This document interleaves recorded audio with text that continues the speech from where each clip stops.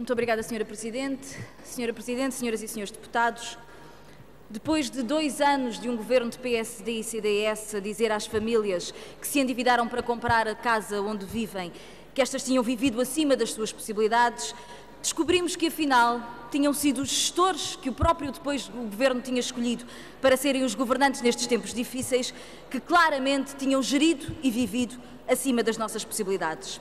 Aliás, a propósito dos contratos tóxicos assinados por algumas empresas públicas, representando perdas potenciais superiores a 3 mil milhões de euros, o Governo demitiu com estrondo 2 secretários de Estado que tinham sido dirigentes destas empresas. Demitiu todos os governantes envolvidos nesta história? Todos não. Há uma secretária de Estado que resiste, que continua sentada ao lado do ministro Vítor Gaspar, que teve responsabilidades diretas nesta história e que não foi demitida. A forma como o Governo geriu todo este processo, do secretismo com os resultados da auditoria até ao despedimento seletivo dos envolvidos, foi norteado por um único e exclusivo propósito: branquear o envolvimento da secretária de Estado Maria Luísa Albuquerque, atual braço direito de Vítor Gaspar e anterior responsável financeira da Refer.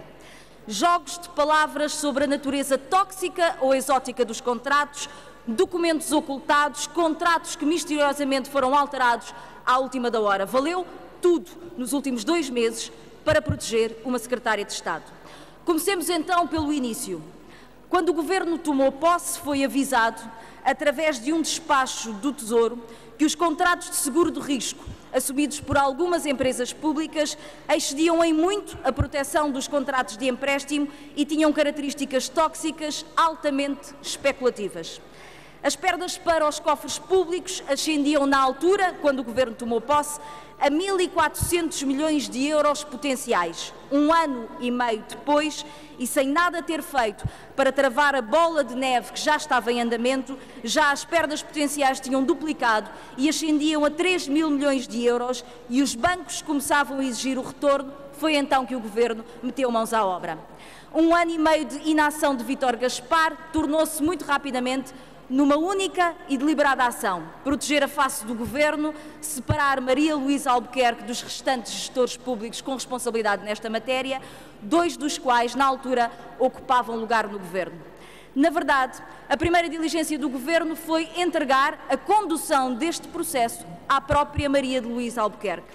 Isto nem sequer é fazer da Sra. Secretária de Estado juíza em causa própria, é mesmo entregar o julgamento a um dos arguidos. E foi assim que a ex-gestora da Refer colocou 2 organismos por si tutelados, a Inspeção-Geral de Finanças e o IGCP, a avaliar a natureza dos contratos assinados, entre outros, pela própria Secretária de Estado.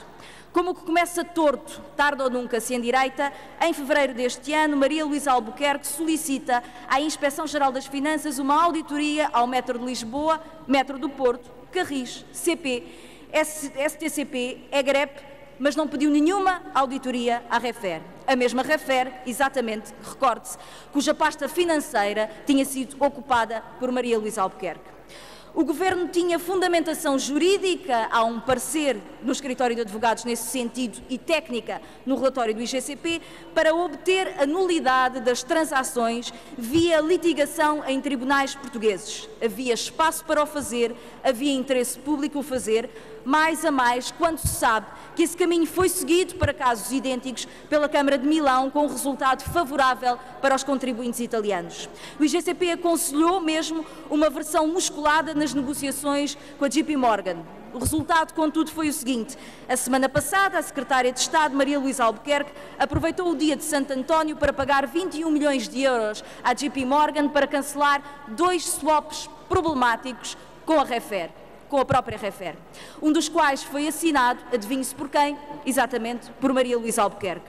Anulou um contrato assinado por si, reconhecendo assim a natureza especulativa daquilo que tinha desempenhado como diretora financeira da Refer e atirando dinheiro para cima do problema que tinha criado. A JP Morgan, vale a pena referir, foi o banco com mais perdas potenciais provocou à Refer e o segundo que mais provocou a todas as empresas. São 445 milhões de euros de perdas potenciais, tendo inclusive sendo classificado no nível 4, em 5 níveis máximos de complexidade complexidade, risco e de perdas provocadas. O que o Governo faz, para lá de resgatar com 304 milhões de euros contratos cujas perdas podiam chegar a 445 milhões, deu um prémio à JP Morgan, entregando a privatização do CTT a um banco de investimentos que se tem especializado em ganhar dinheiro com o Estado português. É um toma lá dá cá, ou como o Governo corta nos salários e nos impostos, mas vai concedendo generosos prémios à banca. 2 contratos assinados por Maria Luísa Albuquerque, identificados pela consultora contratada pelo próprio Governo, a Stone Harbor, têm um grau de complexidade 4, numa escala de 1 sendo o mínimo e 5 o máximo. 4 é bastante complexo. E o IGCP, usando a mesma escala, defende que todos os contratos com risco superior a 3 sejam anulados judicialmente. Resumindo, o mesmo tipo de contratos e de ligeireza no acautelamento do dinheiro dos cidadãos levou a 2 comportamentos distintos por parte do Governo. Uns foram demitidos do Governo ou das empresas públicas, sem que tenham sido tidos ou achados neste processo. Já o braço direito de Vítor Gaspar define as regras de avaliação destes contratos que, curiosamente, permitem que continue sentada do lado do Governo. Em declarações à imprensa, a Secretária de Estado Maria Luísa Albuquerque terá garantido hoje que o Governo já pagou 1.000 milhões de euros aos bancos para anular perdas potenciais de 1.500.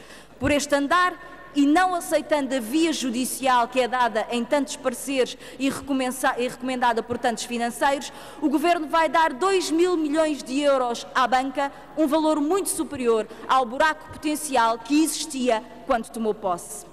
Anos e anos, senhoras e senhores deputados, a ouvir PSD e CDS criticar o sorvedor financeiro das empresas de transportes, criticando os trabalhadores, aumentando 25% das tarifas e não fizeram nada para estancar a gestão calamitosa que foi efetuada pelos mesmos gestores que levaram para o Governo. Como tudo fizeram para que se chegasse a uma situação absolutamente ruinosa para os contribuintes, mas não para a banca. Senhoras e senhores deputados, 2 anos a atacar as famílias e a economia do país, a cortar rendimentos, serviços públicos, reformas. 2 anos que permitiram engordar os ganhos da banca com contratos especulativos. É caso para perguntar se a resposta não está já dada para quem trabalha ao Governo do PSD e do CDS.